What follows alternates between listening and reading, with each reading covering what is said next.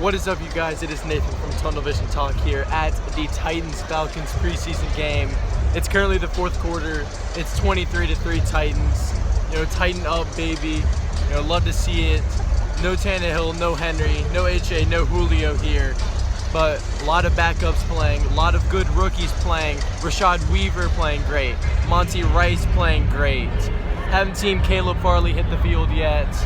For the Falcons, has not been very good for them offensively or defensively. I'm going to send it back to both of us, and I'll give you a more in-depth explanation of this game later on. Yo, what's going on, you guys, and welcome back to Tunnel Vision Talk. I hope you enjoyed that little intro I recorded at Mercedes-Benz Stadium here in Atlanta. It was a great game. I'll get more into that later. Today, we got our three segments. 1, we got Name 'em, Rank 'em coming back. 2, we got our top 5 list coming back this week. Least favorite players. So if your player's on the list, I'm sorry, but not really, because I have a good reason. And our third segment is we're just going to take you around the league, talk about all the preseason games, what we liked, all the rookies that played, and what went wrong for some teams. So we're going to start it off with Name 'em, Rank 'em. We're starting on the defensive side, finally. So we're doing 1 edge, 1 linebacker, 1 cornerback, and 1 safety. I'm going to start it off with the edge rusher. Are you ready, Talon? Yeah, I'm ready. All right. My edge rusher for you is Chandler Jones. I'm gonna go ahead and say top 15. I could see you put him top 20. I don't know if he's in that top 10 range yet. I'd probably put him like top 15, maybe like 13 or 14, depending on just like if I looked at the list, if I had a list in front of me, I can make a case maybe for top 10. But I like Chandler Jones a lot. JJ Watt, if he's healthy, will definitely help there. More help than he's had his career in Arizona. But no, yeah, I'd definitely put him. I don't think I'd put him any lower than top 20. And when I like top 20, I say like 16 or 17 tops, pretty much. If I'm saying top 20, but yeah, I'd probably put him top 15. That makes more sense to me. Yeah, I definitely have him around the 10 to 15 range as well. I feel like he's kind of getting to the point in his career where he's kind of starting to fall a little bit in the rankings. So my linebacker, Darius Leonard from the Colts. Oh, top 10 for sure. You could say top 5. Some people would have him overrated. Some people say he's the best linebacker in the league. I don't think so. Top 5, I don't know. I feel like the best linebacker in the league to me is Fred Warner. Yeah. Fred Warner. I don't know. Devin White kind of gets overrated sometimes too, but he's in the question for top 5 too. But Darius Leonard, yeah, I'll go top 5 as a final answer, but I wouldn't be mad if he had him like 7, 6, 7.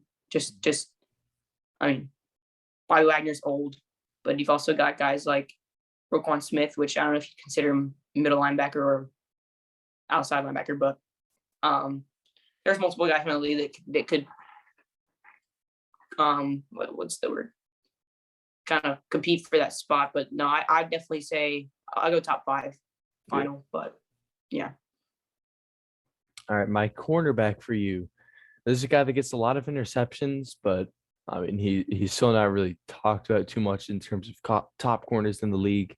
J.C. Jackson from the Patriots. I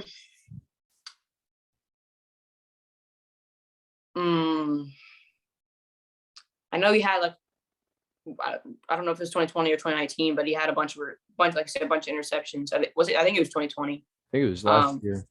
Yeah, because he kind of overshadowed Stephon Gilmore after his great season in 2019. I don't know. I'd go top 15. Top 10, maybe. It's hard. I mean, you don't really see cornerbacks get ranked, Mhm. like past like the top 5. So it is kind of hard for me to think about all the corners in the league to put above him, but I could see him top 10. Yeah. Maybe like the 9 or 10 range. He's really good. He's a really good, corner. He's a cornerback 1 in 90% of the teams in the NFL. He's just Mhm. got Gilmore in front of him, which helps him. Obviously, like he's gonna have that breakout year than he did last year. He could easily go somewhere else and get paid a bunch of money. I don't know what his contract is now, but yeah, I'd go top 15, final answer, but definitely in that 11, probably like right around 11, 12 range, just because of the other quarters in front of him. But Yeah. All right. My safety for you. Very familiar face, Kevin Byard. man, see, this is hard because like I want to go off of last year off these rankings, right? Mhm. But if we're going all around talent, I'd still have him top 10. If we're going off of last year, I put him top 15. Yeah. Top 20. Like, yeah, last year was a tough year for the entire Titans defense. Right, and he kind of just fell with the crowd. But I think there's a lot of top 15s in this list. I'd go top 15. Mhm. Kevin Byard's great, and I'm only saying that because obviously I get to watch him every Sunday. But he's great, and I feel like people forget that we still have him when people try to say that the Titans defense isn't good or whatever. It's like, well, go look at a roster. Like, just because we weren't great last year, everyone has a bad year. Like, go look at the roster. It's just, I don't know. I definitely say top 15. Definitely top 10 caliber player. But if we're going off of last year, top 15. All right. That is it for our first defensive name 'em, rank 'em. Was that only 4? We're only doing 4 for defense. Oh, okay. Just because edge, linebacker, corner, safety kind of covers it all. I guess I could do D tackle as well, but I didn't have one down. So we're going to go ahead and switch on over into top 5 least favorite players. We've done least favorite teams. Luckily, I haven't lost any subscribers yet. So let's see what these least favorite player rankings can do. I'm going to go ahead and kick us off with number 5 for me, and that is Frank Clark of the Kansas City Chiefs. He's in legal trouble right now, I'm pretty sure. Never liked him. I just remember, like, in the playoffs when he was like, it's not that hard to tackle Derrick Henry, and then proceeded to get stiff-armed in that game by Derrick Henry. Like, seems to be pretty much the how it goes when you try to talk smack about either tackling Derrick Henry or just playing against him in general before you play him. Like, don't start something you can't finish. Earl Thomas, right? Yeah, I mean, like his hair just makes me not like him even more. Like, it's just like a big old like afro, or I don't even know what you call it. It's just like, I know what you mean. Yeah, weird. Yeah, He just seems like an annoying but person. it's definitely not appealing. Yeah. Number 5 for me. I'm gonna go Lamar Jackson. He's on my list just because so like you think of the Ravens, and I hate the Ravens, but I mean, who's the head of that Ravens team? And it's like Lamar's always going to be hated on just because of what kind of quarterback he is.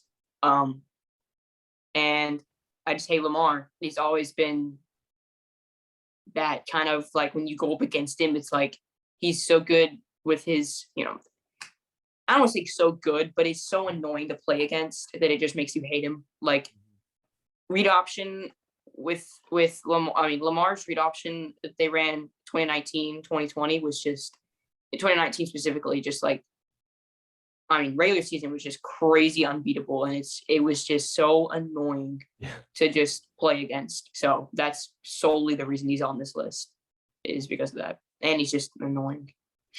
Yeah. For me, also kind of the same Ravens hatred, but for me at number 4, it's Marlon Humphrey. This stems from the playoffs this past season, and the whole stomping on the Titans logo thing. And he was the head of it because like he got the interception in the fourth quarter, and then he like instantly started stomping on the logo, dancing on the logo, just like yeah, I know that like we huddled around their logo or whatever, but like we did that in Atlanta too. Like I was at the preseason game. They did that on the Falcons logo. It's not like they were trying to be disrespectful. I know Malcolm Well, they do Butler. that. They do that every game. Yeah, Like I know Malcolm Butler was there, like kind of chirping. and the reason that we did it at the Ravens game was just because they were trying to mouth it at John Harbaugh Mm-hmm. or Jim Harbaugh, whatever his name is. They were just trying to mouth and be all whatever in our secondary, which I'm gonna take pride in that. Yeah. But we definitely weren't doing what we do every game. I mean, from my experience at a home game, Titans home Mhm. game, yes, we do huddle around the Titans logo every game, but they do that everywhere. Mhm. But the Ravens one was a little different from what I've seen Yeah. At Titans games, which I mean, if I'm a Ravens player, and I just got to pick off. Obviously, I'm going to celebrate, but they did take it a little bit too excessive compared to what we did in Baltimore. So Yeah. For sure. yeah, All right. number 4 for me. What'd you say? I was just gonna say, what's your number 4? Oh yeah, number 4 for me, probably gonna be Tyra Matthew. Tyron has always been just the most like annoying, and it's not even just like I don't say annoying, not like to play against, but he's just his mouth and his just like his attitude towards his opponents, like last year in the Super Bowl, mouthing off at Brady, just his cockiness and his everything is just like obnoxious. So yeah, that's really the reason he's 4, because of his and like I said, it's not from like playing against him. He's a great player, but it's like he's just too cocky, and he has too big of a mouth to be, I mean, liked, unless you're a Chiefs fan. So Yeah, that's what I was saying. To me, this is it's gonna be a little bit of a weird comparison, but in terms of like how he trash talks, he's honestly kind of like Conor McGregor, just in terms of like he like attacks you personally for your like wife no is in me reason. DMs. Yeah, yeah. Like didn't he like say that Brady like said something like derogatory towards him or something like that? Yeah, Yeah, and like that's obviously not true. right. Why would Brady waste his time doing that to a bum Yeah, like you? Brady's in his 20,000th Super Bowl. I don't think he cares about your family, like like enough to talk about him, right? Yeah. So heading on into the top 3, for me, number 3, Ezekiel Elliott. No no secret, don't like the Cowboys. Zeke is, I don't know. It's just like every time I think of like why I don't like the Cowboys, like Zeke just pops into my head. Like Right. one, he's overrated a lot, like by Cowboys fans who still think he's top 5 somehow, even though he's a bum now, basically. It's just, I mean, he's not a He's bum. not a bum. You get the point though. Yeah. Compared to what he used to be, he's not amazing. Right. I mean, like the whole like feed me thing, like just dumb. Like you get fed and then you try to hurdle someone and you fumble. That's what you did like all of last season. You just fumbled the ball. And you fumbled the bag. I mean, yeah, you're getting paid a lot, but he's just too extra, which is a strong correlation to who my number 1 is, but we'll get to that later. Yeah. I agree with the Cowboys thing. I don't necessarily like hate Zeke, I do think he's overrated tremendously. But I don't necessarily hate him. He's fine. He is annoying, but so is everyone that's going to be on the list. If you're talking about anyone's least favorite players, there's got to be some sense of, annoyingness or whatever. But number 3, might come as some of a surprise, unless you are a Washington fan or a Titans fan. DK Metcalf. I really do not like DK Metcalf, and it just stems from the whole Terry McLaurin, AJ Brown, or DK Metcalf, right? And the only reason I don't hate Terry McLaurin is because there's never like the sense of fans that are like, oh no, DK 100%, or no, Terry 100%. Like, there's always a debate whenever it's between Terry and AJ, right? Or Terry and DK. But like, there's always that DK side that people just like to jump on. It's like, oh, he's just a big guy, and he's fast, and he's whatever. Have you seen him catch the ball? It's just like all the toxic Seahawks fans. Right. And it's like Tatis in the MLB. Like, the NFL just loves guys that are flashy, right? So it just he's constantly all over social media. I mean, he gets one tackle, one chase down. It's like, great. But people have done that before. I mean, just because he's 350 pounds doesn't mean he's like automatically Jesus. Like, it's just so annoying. He's great. I mean, it's like when Derrick Henry pops off, right? Like, you don't see a running back of that caliber, that size, that strength, right? You don't see a wide receiver anymore being like that. But it's like, great for him for being that first guy. It's just I hate that. I hate it. I hate him, and I don't know. It's hard for me to justify, let alone putting him above AJ. But yeah, no, that doesn't slide with me. With that whole rant, I'm surprised he's your number 3 and not your number 1. No, yeah. Well, number 1 is, if he's not in your top 5, then there's a problem. Number 2 is just, I really don't like him. Then it's just whatever. But the only reason DK is 3 and not 1 is because I do like, just like I said, like the kind of sense of new that he brings to the wide receiver position. So, all right, my number 2, it's in Dominic Sue. Oh, he's just a punk, bro. Like, there's no justification. Like, he stomps on people, like spits on people. Like, what kind of a human are you to just like be a jerk to everyone?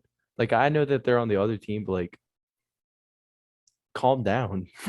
Yeah, and the only reason I kind of shrugged was like, homeboy's not relevant anymore. Like, I was thinking of just like people that are like a menace to society. Like, you brought up the Patrick Beverley trade in the NBA, and then I was like, and Dominic Sue's a menace to the NFL. Yeah. Like, older guy that just like no one really likes him except the family. He has that. He hasn't stopped on them too. Right. Yeah. Now that leaves, if we have to have the same number 1, or you're in trouble. Number 2 for me is Cam Newton. Hate him with a dying passion. Like, hey, you've been watching it too? You've been watching film too? Hey, check this out. He's so bad. He's so bad. The Madden animation. Yeah. He's so bad. I don't like the way he dresses. And he dresses like a woman. He's a woman. I swear he's a woman. Like, he's a woman that's put on some pounds and wears some pads, right? Like, he's just, I can't stand him. I'm surprised Bill Belichick kept him for another year. Like, Bill Belichick of all people, right? Like, it's just, I hope Mac Jones takes the spot, and I don't really care about for the betterment of the Patriots or organization. Like, just get Cam out of there. Like, it's just, I feel bad for Mac Jones having to mentor. Like, I hope he doesn't teach him his fashion sense either. Like, I hope he's not like, this is what you gotta wear to game day. Like put the hat on. It's like 10 feet tall. Like, Mac, if you start dressing like that, you're not going in the right direction. Like, there's no drag queens in the NFL. You play football, right? Like, you put on some dreadlocks. Yeah. All right. I'll let you go ahead and get to your number one. All right. Yeah, you bet. I'll judge by your reaction if we have the same number one. I feel like we should. Can you name a position of your number one? Just go ahead and name him. No, I want you to. Wide receiver. Yeah, Juju Smith. Yeah. Yeah. I was gonna say, like, we need to have the same one. Yeah. So he's just Corvette. He's just. Oh my gosh. Just obnoxious. Well, I'm pretty sure. I'm surprised Von Bell wasn't on my top 5 favorite players. I think it was my honor. Solely like honorable mention. I think it was my honorable mention. Yeah, it's just like if the only people that like, and this is legit, the only people that like Juju are Steelers fans or people that just like TikTok. TikTokers. Yeah, like Troy D'Amelio, right? Like who's your favorite NFL player? Juju, right? Like, yeah, no, it's a given, right? Like, it's just so bad. It's just like, so annoying. Like, play the game. He started dancing again this year. Like, not on logos, but he literally like posted a TikTok and was like, the caption was something like, should I do this at every stadium this year? And it was like a dance, but he was, I don't know what it was, but everyone in the comments was like, don't start, right? Like, you're just going to get lit up. Yeah. Like, I'll let you input your input. Yeah, and then like Devin Bush was like, if you're a grown man doing TikTok, don't talk to me. If you have TikTok on your phone, like, get out. Like, right. Like, yeah. I mean, it's just like, I don't understand why he is the way he is. Like, so annoying. Like, he could have TikTok and post on it and be fine. Yeah. But the fact that he's Dancing like, there are on the NFL logos. players that have TikTok. Like, it's not a bad thing to have. Like, NFL players have Instagram. Cool. But like, just the extent that Juju takes it, it's just annoying. Like, stop doing it. It's bad. Like, it has to be number one. That's what I'm saying. All right. So that concludes our top 5 least favorite players. I'm going to try and come up with some other top 5 to put in sometime down the road on the podcast. Definitely like this segment a lot. But now it is time to get into the preseason breakdowns. So I'm going to get into the Titans game last just because we definitely know the most about that one. Going to give kind of like who did what and all the other games. So week 1 of preseason, week 2 for the Cowboys and Steelers, just because they played in the Hall of Fame game. But Patriots and Washington football team played. Mac Jones in his first NFL action went 13 of 19, 87 yards. I mean, it's not too flashy or anything, no touchdowns, but no interceptions. Right. I feel like preseason, it's not about like how many touchdowns you can throw. It's just more like, can you make the reads that you are going to need to be able to make in the regular season for real? Because if you're out there just throwing interceptions like it's nobody's business, then you're not going to get a starting spot. Yeah. And I feel like for Mac's situation, most people know he's not starting, right? So it's really just you go out there and you do what, for any player, really, you go out there and you do what your head coach wants you to do and some. Right? You prove that you are reliable to a sense, because preseason is all about backups. So you prove that you're reliable to be that backup that can come in whenever your starters get hurt or whatever, and you can still succeed and some, right? So I feel like there is that it factor to the point where you do want to be flashy and everything, but get the job done to the point where you're solidifying your role. And really, Mac has no competition for that second string, right? Everyone knows he's the backup, but you still want to prove that you're going to be something. Yeah. So moving on, in the Philadelphia Eagles game, played the Steelers. I mean, Jalen Hurts 3 for 7, no Devontae Smith, nothing too crazy in that one. We've seen the Steelers before. Bills Lions game, Jake Fromm came in, Mitch Trubisky played, got a couple snaps. Devin Singletary played, got 8 carries, 42 yards. Matt Breida got 10 carries, only 27 yards. Kind of surprising just because of how fast he is. Once again, nothing too crazy. But for the Lions, Mr. Goff getting to play. 7 for 9, 56 yards. Not going to be a great season for Detroit, but I feel like if Goff can get back to what he was doing in the Super Bowl season, I feel like that Super Bowl here in Atlanta against the Patriots, that was just kind of like a career-altering moment for him. I mean, no touchdowns at all. Just did not play good at all. It's really just not good. But, I mean, hope for the best because he has to live in Detroit for a year. So, good luck to him. Right.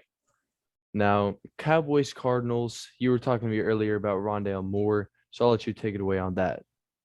Yeah, Rondale, he played 16 snaps, 14 in the slot, which he played wide out at Purdue, but when you look at his competition on the roster, he's going to play slot.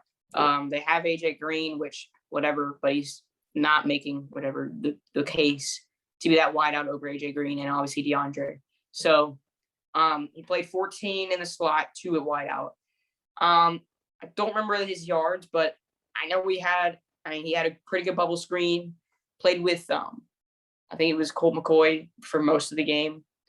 But he showed the flashiness to be that number 3, number 4 guy. They still have Christian Kirk, who made a good play. I saw down the sideline. Still have Christian Kirk, still have Andy Isabella. To me, those 3 guys, Kirk, Isabella, and Rondale Moore. I don't think you trade Rondale Moore, but I think you could trade Andy Isabella, if I'm being honest, and still get something out of it. I think, like, maybe it's a 3rd round pick, but a 3rd round pick's a 3rd round pick, and that I don't know what they use for punt returns and kick returns in that just area, but I and if they use any of those 3 guys, but I definitely do think there could be a trade there. If they wanted to, they definitely could get something out of Isabella. To me, makes the most sense to trade because there's too much in that area that you could profit off of. So yeah, I could definitely see it being like a Kansas City Chiefs trade for Isabella, give up a 4th or 5th. Even like the Patriots, like just another mediocre receiver added to the squad. But I mean, what's one more hurt, right? All right, into the Dolphins and Bears game. Obviously, Justin Fields, what everyone was talking about in terms of this game. 14 of 20, had a really good amount of yards for a rookie in his first preseason game, 142, and threw a touchdown. And he even ran for a touchdown. He had multiple carries, 5 carries, 33 yards with the touchdown. But unfortunately, Tua, on the other hand, threw an interception. Still went 8 for 11, 99 yards. But I mean, I'm not a big Tua guy. I don't think you are either. So it's just kind of, I don't think he's as good as everyone thinks he is. No. I think they'll end up needing a quarterback soon. That's why I wouldn't mind them trading for Watson if his legal issues get solved. I mean, trade for him now while his value is low, because who wants a guy that might be going to jail. So, The Dolphins, right? Like the you take your Raiders. best bet. And to me, it's like I think I've said this before, but this isn't Dolphins Bears, but Watson won't play a snap in 2021. No. So I don't see him. I mean, they could trade for him, but I don't see a trade happening anywhere with Deshaun until next offseason, right? So, yeah. So I think you got to stick with Tua and you build around him. They've done a pretty good job. I think they know for the most part that Tua isn't that just the answer there, right? Yeah. So, and he's definitely shown some Improvement. improvement, yeah, but like I don't want to say flashiness because he's not really that entertaining, but Mm-hmm. I mean he's reliable. He could definitely be to me like an AJ McCarron type guy. Yeah. Like that's just gonna be that backup that you need for like a career backup. Mm-hmm. So that's gonna sit behind a Aaron Rodgers type guy that's gonna play. And you won't ever see the field, but you have him just in case, that kind of thing. Yeah. So, but yeah, Justin Fields in that game, I know was impressive. Kind of just like met expectations, which is good to hear for Bears fans. Yeah. QB success you've lacked forever, so good to see there for the Bears. And Allen Robinson to have a quarterback that can throw to him. Mm-hmm. So, I'd be happy about that. Yeah. Yeah, Browns Jaguars game. Trevor Lawrence debuting 6 for 9, 71 yards. Only played 2 drives. That should be a good time for Jaguars fans. He did well. Didn't do bad, didn't do amazing, but again, preseason start, shouldn't be expecting too much. Yeah, he had a couple good throws. Mm-hmm. I saw it at Marvin Jones. Marvin Jones looked like the number one target for all the quarterbacks that actually threw to him. So Marvin Jones looked really good actually in that game for sure. I saw some clips, but yeah, no, Trevor Lawrence got sacked on his first ever snap in the NFL, but yeah, no, he makes good throws, which who doubted, but next we got the Saints-Ravens game. Ravens defense completely dominated in this game. Yeah. I mean, you got like 3 fumble recoveries and 3 interceptions. Yeah. Jameis threw a pick, Taysom Hill threw a pick, and Ian Book threw a pick. Overall, not a great game for the Saints. Marquez Callaway looking like a pretty clear-cut number 1 receiver to start the season. Yeah, he's looking like that. No, I know like in camp and practice and stuff, they've said reporters have said he's the clear cut favorite in camp, the standout in camp. And the uncertainty with Michael Thomas, I guess that's good to hear, right? For Saints fans. Yeah. So losing Emmanuel Sanders, Michael Thomas just being Michael Thomas. Hurt. Yeah, either being hurt or just not cooperating. But yeah, no, that is good to hear. Even with Callaway not being that star receiver, it's good to hear that he's breaking out and he's producing. So yeah. All right, next game, Jets Giants. Zach Wilson also played 2 drives in this game. Kind of similar to Trevor Lawrence, 6 for 9, 63 yards. Again, kind of just meeting expectations. He's obviously going to be the week 1 starter because who else do they have? Right. I mean, like Jamison Crowder was the only one who had thrown an NFL pass on their roster prior to that game. So that's a good sign for Jets fans. So wait, who's their backup? Who's their backup? In this game, they used Zach Wilson. They used James Morgan and Mike White. James Morgan, that's the Throne lookalike. Yeah. That's when Throne, the YouTuber, put a like they put me in Madden, and it was James Morgan. Use James Morgan. He's never thrown an NFL pass. Mm-mm. I thought he'd been wow. Jamison Crowder. Yeah. So that was about it for that game, really. I mean, in terms of notable people, Jordan Love played 12 of 17, 122 yards, a touchdown, and a fumble lost. But I mean, for Packers fans, I mean, you're probably on your last season with most of your guys. Devontae's probably gone. Aaron's probably gone after the season. So, I mean, it's really just you got to be betting on this guy now. Right. Guy to Utah State. So him having a pretty good showing is hope for them for the future of no Aaron Rodgers, which is going to be weird to see. Yeah, I mean, we talked off the camera, but Packers' future, like you said, doesn't look great all around. Like that's really what you see with preseason is these teams that are good teams that don't succeed in the preseason because their future is not bright. And that's really what coaches and GMs look for in the preseason is not only who can fill in these backup spots this season, but who do we have that's going to be reliable that we don't have to worry about necessarily trading for in the next couple of years, right? Like positions of need looking ahead. So for the Packers, that looks like a lot. Yeah. So it's Super Bowl or bust this year for the Packers, or you're not going to see it till a long time. Years. So you're going to go rebuild mode, and it's going to be a while. So yeah, I think unless I really think Aaron Rodgers trade they should have done it just for rebuild.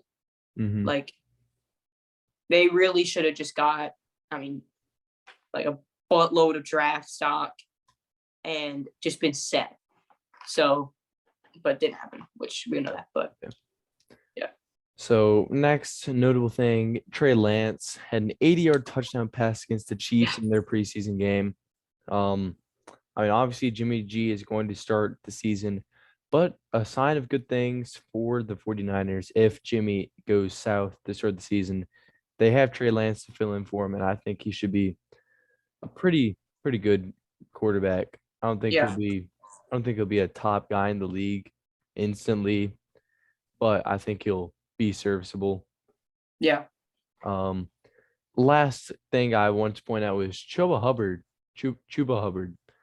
for the Panthers. 7 carries, 80 yards. It's pretty good, showing that he can be a power back. He had like a 56-yard run that was added into that, and it was an impressive run. I saw a clip of it earlier. He broke a couple tackles. He fell into the pile, kind of like everyone kind of collapsed on it, thinking there's a guy in there, and he kind of just broke out of it. But it was a good run. But yeah, impressive to know, or good to know, that there's another guy behind CMC if his injuries keep up. Yeah. All right. Now time to get into our game, Titans-Falcons. I was there. Came out with a little bit of something.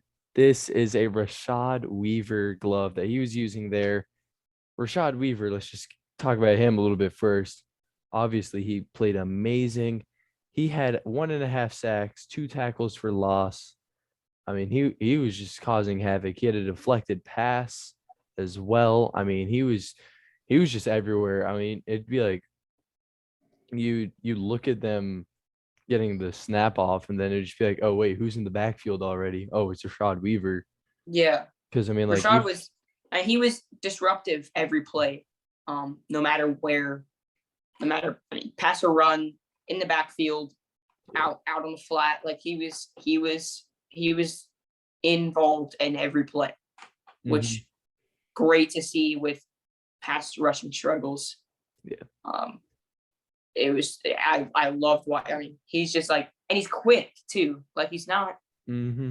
slow coming off the edge, which obviously you don't want him to be, but he's quick. It was impressive. Yeah, the thing I would like to see this season from the Titans is coming out in some like 5 lineman sets for that kind of situation. And you have Harold Landry and Bud Dupree on the outside, and then you get Jeff, Danico, and Rashad Weaver as the 3 on the inside. Because Rashad Weaver's a bigger guy, so he'd be able to take on an interior offensive lineman. Yeah, I just don't know about. I would like to see him inside, but I just don't know about a 5-man set. I feel like that would be a little bit. Well, I'm talking about like if they come out in like a power set, like I formation, 2 tight ends, like when you need more guys. Right. Yeah, I'm not instead saying of like putting like a five lower tier wide out there and run 5 linemen out. Yeah, no, that's not how you do it. Yeah. I mean, great showing for the Titans overall. 23-3. Falcons had 21 net pass yards total. Yeah. I mean, they had 52 pass yards, but like with all the sacks, took off 21. Right. So, or it took off 31 yards. So they only totaled 21. AJ McCarron looked horrible. Felipe Franks looked horrible. I mean, Felipe Franks can run. So, I mean, like, that's the only plus about him. But, I mean, 5 for 12 with the pick for AJ McCarron. Yeah. Amazing play by David Long, by the way. Jumped up, grabbed the interception. Felipe Franks almost threw an interception to a diving Breon Borders. Mm-hmm. That was an insane play. I mean, just that he was able to come close to making a play was crazy. Felipe was 2 for 9, only 16 yards. I mean, they couldn't run the ball. The only run they had was Felipe Franks getting loose, which was unfortunate to see. Yeah. I mean, defensively, the Falcons did have a few sacks, which was unfortunate just because, I mean, obviously I was there to watch Titans, so I wasn't there as a reporter for this podcast. I was there 100% biased out for the Titans. But notable guys on defense for the Falcons. Dorian Etheridge, he had 3 tackles for loss. He was amazing on the blitz. I mean, like, we would run the ball, and then, like, it would be like as soon as we snap it, he's just, like, back there instantly somehow getting our running back. Jonathan Bullard had a sack. Jalen Hawkins had a sack. I'm not even going to try and pronounce that name, but he had a sack. Sharif Miller with a sack. And that was about it. Younghoe Koo missed a field goal. Yeah, I know. I saw that. Yeah. I mean, I was taking notes for my fantasy drafts there. I mean, yeah. Don't know if I'm gonna want to be picking him. Yeah, preseason does not include kickers, right? You still expect your kickers to make field goals in the preseason. Mm-hmm. Now, moving on to the Titan side, this is our specialty. We've been doing this for a long time now. Logan Woodside and Matt Barkley both played pretty good. Logan Woodside 10 for 15, 84 yards and a touchdown. Matt Barkley 5 of 8, 54 yards and a touchdown. The only problem with Matt Barkley that I noticed was he couldn't really pinpoint his lob passes, like high point passes where it's like back of the end zone. He couldn't make those throws at all. I think Woodside will end up being the primary backup as he has been. I mean, he knows the system a lot better than Matt. Right. He was able to run a little too, which was good. Yeah, like rolling out. Like he looks like Tannehill back there. Yeah. Like the way he's built, he looks like Tannehill. Yeah, he looks like an off-brand Tannehill. Right. Yeah. Like, I mean, he rolls out great off the ball. And I know the Titans do a lot of that. Yeah. In practice, they do a lot of the rollout, just practicing that transition from just disguising as good as they can. Yeah. So it is kind of cool to see it come to the field. But yeah, he did. But Logan just looked great. Not even just throwing the ball, but just his motions and his movement. He looked good. So yeah. Running the football, Mekhi Sargent was our main back. He got 16 carries. Brian Hill, former Falcon, got 11 carries. Darrington Evans had 4 carries before he left with an injury. He should be all right, though, day to day. Obviously, Darrington looked the best out of all of them. He averaged 6.5 per carry. Those guys averaged like 3.6 and 3.5, so not horrible. But And Brian Hill was in there like with like the fourth string offensive line. He was getting just pummeled. He'd get up and he'd be like, oh, and he'd like shake his head and everything. He'd be like, he was just getting destroyed back there. Before he could even get to the line. Like they ran a read option with Logan Woodside. Oh my gosh. He faked it to Brian Hill. Brian Hill got demolished in the backfield. And then like Woodside was just like running down the sideline. Mm-hmm. Yeah. I felt horrible for him. Oh yeah. Logan could have turned that upfield and he was smart and didn't get hurt or whatever, which is fine. I'm fine with that. But he could have had like 20, 30 yards on that play. Because blocker was here and he was coming in and he chose the sideline, just take it right behind the blocker. He could have cut up field. There was a guy coming in, but he could have cut up field and had like 20 yards at least. But he opted to stay safe, which is fine. Like love to see it. But yeah. Receiving wise, Mason Kinsey, who was on our practice squad. He went to training camp with us last year as an undrafted free agent. Mason Kinsey hooked your boy up. Signed glove from Mason Kinsey. Definitely one of the coolest moments. It's a large glove, actually. It fits my hand. That's the smallest they make. Yeah, like they don't make smaller than a large. Yeah, I mean, he's like 5'10". Yeah, I mean, speaking from experience, I've never gotten smaller than a large. Yeah. So. I mean, I think he should be considered for a roster spot at receiver. I mean, he'll definitely make the practice squad, but I mean, he caught all 4 of his targets, 51 yards. I mean, he was making tough catches too. I mean, Woodside wasn't the greatest with his accuracy in terms of like leading people, but I mean, he was jumping up to make catches. He made very contested catch on a 4th down. And it could also come with like obviously him being shorter. I mean, we don't have those type of guys. Yeah, like but he's got to go make plays regardless of where the ball is. But he did. It's crazy. 4 catches, 51 yards. I mean, that's something, right? Like that's like 9 fantasy points right there. That's good. Yeah, that's like a solid flex. Yeah, I mean, I know the main competition is Chester Rogers, Cam Batson, and Mason Kinsey for that punt return spot, kick return. I know Darrington Evans is on kick return, but if he's hurt, they can use 2 of those guys. Yeah. So there's so much competition for that 3rd, 4th wide receiver spot. So one of those guys could switch in at like wide receiver 4 if they go wide out. Yeah. But I don't see. It's hard because there's so many good, talented, young wide receivers that we have on the team. If I just to name them, like besides the obvious Julio and AJ, there's Josh Reynolds, Des Fitzpatrick, Racey McMath, Marcus Johnson, Cam Batson, Mason Kinsey, Chester Rogers, Nick Westbrook-Akina. That's 8 guys, and you have to thin it down to 5, if not 4. 4 or 5, yeah. 4 with one of them being considered punt return, right? I feel like they'll end up carrying 7 receivers just because of how many good ones we have. They might put 7 of the 53 receiver spots for just receivers. I mean, just because you can carry like special teamers, it would be good to have the extra speed. Yeah, and I know Racey McMath will probably make it. I think just as a special teamer blocker. Racey McMath probably over Nick Westbrook-Akina, I think. But I don't want to bore everyone with just random Titans nobody talk, but it's just there is a lot of competition there for that. So it'll be interesting come roster cut time to see what happens there.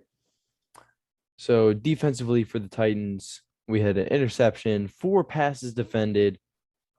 Chris Jones, a cornerback, not the defensive tackle for the Kansas City Chiefs. Right. He made a good play, as well as Christian Fulton.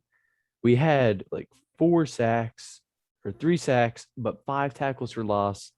What every Titans fan loved to see, because of our defensive line struggles from last year, and our kickers made all of their kicks. Mhm. That was probably the best part of it all. Just based off of what Gostkowski did last year at the start of the Yeah. season. We don't want to see that again. Tucker Tucker McCann McCann. did get an injury on the foot. Yeah. Hoping that he'll be all right.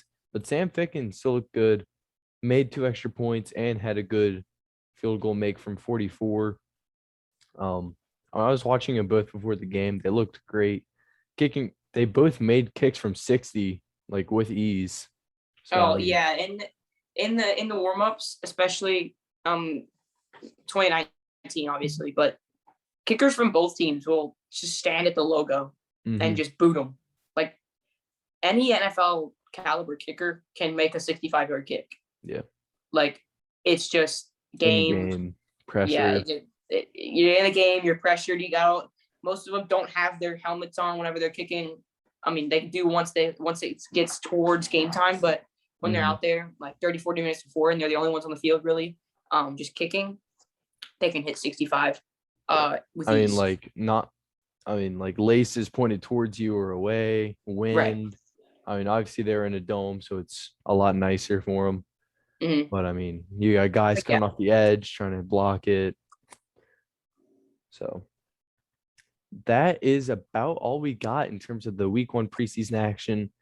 Yeah. Ran a little long. Probably won't be as long next week, just because neither of us will be at the Titans game to discuss about it. So we will be coming at you next week with all the news from week 2 of preseason. If there's any injuries, trades, we will be on it, signings. And until then, we will see y'all next week. So peace out.